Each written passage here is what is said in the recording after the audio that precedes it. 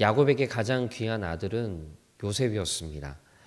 지극히 사랑하였기 때문에 그것이 편애로 나타나고 형제들의 시기심을 사게 되는 원인이 되기까지 했습니다. 그런 요셉을 잃어버린 상실감으로 이제까지 어떻게 보면 바람잘 날 없는 인생을 살아왔던 것이 바로 야곱이었습니다. 자식 잃은 슬픔이 어찌 한순간이라도 마음에 지워질 수 있을까요? 그건 우리가 감히 상상할 수 없을 정도의 그런 아픔이었을 겁니다. 그런데 꿈에도 그리워하던 요셉을 만난 데다가 요셉의 아들들인 손자들까지 만나게 되었으니 야곱이 얼마나 가슴이 벅찼을까라는 생각을 하게 됩니다. 그런 감정을 잠시 내려놓고 야곱은 두 손자를 위해 축복을 해주는 장면이 오늘 본문의 장면이라고 볼 수가 있습니다. 이 장면을 보기에 앞서 우리가 먼저 생각해야 될 것이 야곱이 요셉의 두 아들인 므낫세와 에브라임을 자신의 아들로 입양을 하는 장면을 우리가 먼저 좀 살펴보도록 하겠습니다. 48장 5절에 보시면요, 그 장면이 나오는데요. 에브라임과 므낫세가 내 것이다 라고 이야기하면서 자신의 아들로 그렇게 입양을 하는 장면을 볼 수가 있습니다. 근데 여기서의 이 입양이라는 것은요, 요셉의 양육권이 야곱에게, 자신의 아버지인 야곱에게 넘어간 것이 아니라 이 야곱이 이 두 아들, 이 손자인 두 아들 므낫세와 에브라임의 법적인 권리를 자신의 아들의 다른 11명의 아들처럼 그렇게 동등하게 대우해 주겠다라는 것으로 우리가 볼 수가 있습니다. 법적 권리라고 해서 요셉의 두 아들이 받을 유산이 중요한 게 아닙니다. 나중에 보게 되면은 이 유산은 큰 의미가 없습니다. 왜냐하면 요셉이 이미 큰 부자, 총리이기 때문에 여러 가지 부와 권력을 가지고 있기 때문에 그의 아들들은 그것을 자연스럽게 누릴 수가 있기 때문에 오히려 한 나라의 국무총리인 요셉이 더 큰 재산을 가지고 있지 야곱이 더 큰 재산이 가지고 있지 않을 거라고 생각이 듭니다.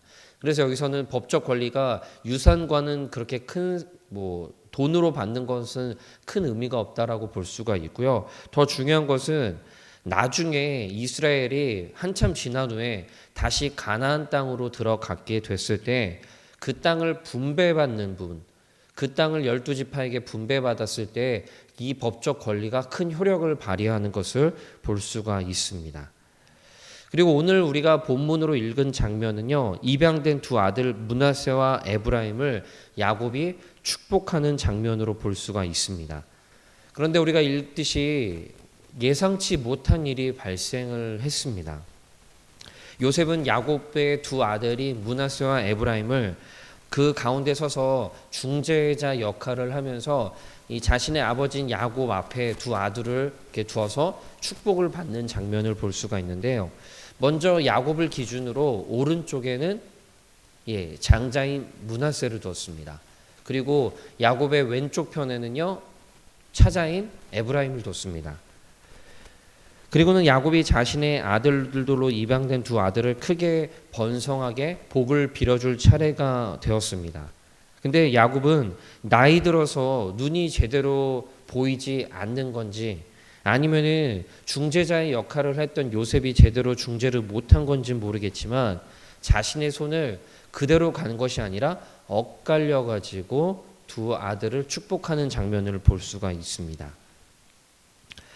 당황한 요셉은 사실을 말하고 야곱을 교정을 하고 했습니다.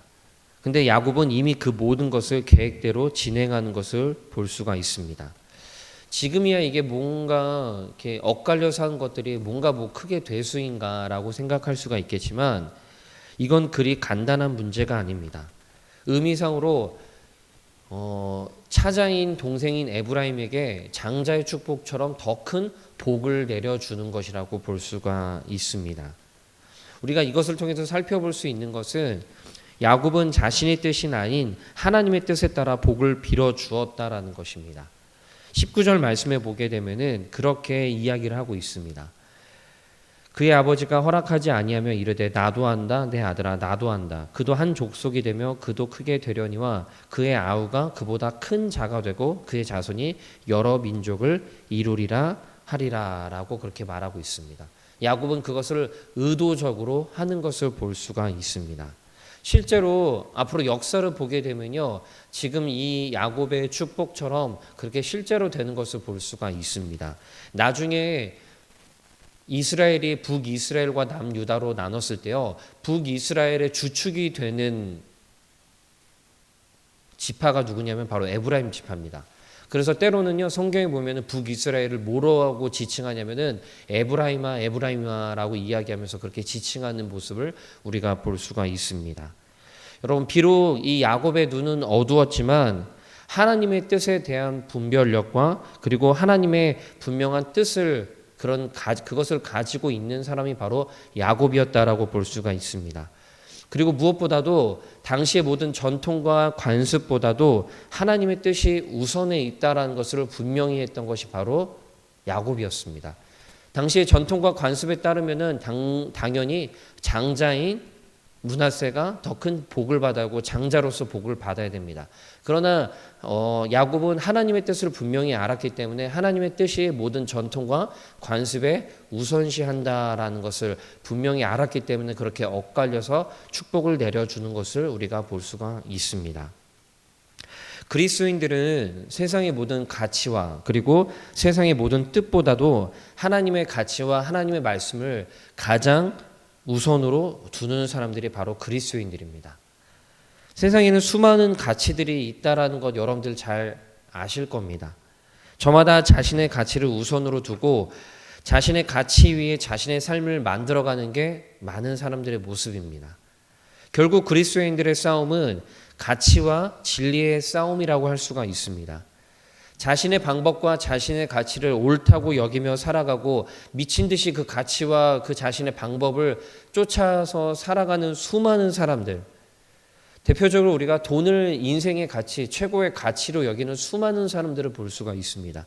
돈이면 최고고 돈이 최고고 돈이 있으면 모든 것을 할 수 있다라고, 이 세상의 모든 것들을 할 수 있다라고 이야기하는 그런 가치들, 이것이 세상의 가치라고 이야기할 수가 있는데요, 그리스도인들은 그것을 단호하게 거부하면서 아니야, 세상의 모든 가치가 살아가는데 편리하고 세상의 모든 사람들이 추구하는 것들이 옳다고 이야기는 하지만 우리는 그 가치가 아니라 하나님의 가치와 하나님의 뜻이 모든 것보다 우선이고 모든 가치보다 하나님의 뜻과 하나님의 가치가 가장 우선이다라고 그렇게 최고로 여기고 그렇게 살아가는 사람들이 바로 그리스도인이다라는 것을 우리가 분명히 기억을 해야 됩니다. 모든 가치 위에 하나님의 가치를 우선으로 두는 사람들이 바로 그리스도인들입니다. 나의 삶을 그렇게 만들어가고 그리고 그렇게 다짐을 하면서 매일매일 살아갈 수 있는 우리 모두가 되기를 원합니다. 오늘도 어떤 가치와 어떤 전통, 모든 것, 그 모든 것보다 하나님의 가치와 하나님의 뜻을 가장 우선으로 여기면서 살아갈 수 있는 우리 모든 성도님들이 되기를 원합니다. 오늘도 그 싸움을 싸워 나갈 때 하나님께서 힘주시고, 하나님 오늘도 내가 어떤 가치보다, 나를 유혹하는 수많은 가치보다 하나님의 가치와 하나님의 말씀을 가장 우선으로 두겠습니다. 하나님의 뜻을 우리가 분별하고 그 뜻을 가장 큰 우선으로 삼을 수 있는 우리들이 될 수 있도록 주여 은혜를 베풀어 주시옵소서. 그렇게 함께 기도할 수 있는 이 새벽이 되기를 원합니다. 기도하겠습니다. 하나님, 우리는 세상의 어떤 가치들, 세상에 잘나고 세상이 추구하는 가치들, 이것이 옳다고 여기는 그런 수많은 가치들보다 하나님의 가치, 하나님의 말씀의 가치를 가장 우선순위에 두고 모든 가치 위에 하나님의 가치를 우뚝 서게 만드는 사람, 그런 그리스도인들이 바로 우리들입니다. 하나님, 우리는 삶을 살아갈 때 지속적으로 이 싸움을 싸워 나갑니다. 세상의 가치를 우리의 우선으로 두냐, 아니면 하나님의 말씀의 가치를 우리의 우선으로 두냐. 하나님, 그 안에서 우리가 지속적으로 분별할 수 있도록 도와주시고, 그런 선택의 순간 가운데서 우리가 옳고 바르게 선택할 수 있는 우리들이 될 수 있도록 하나님 은혜를 베풀어 주시옵소서. 감사드리며 사랑이 많으신 예수님의 이름으로 기도합니다. 아멘.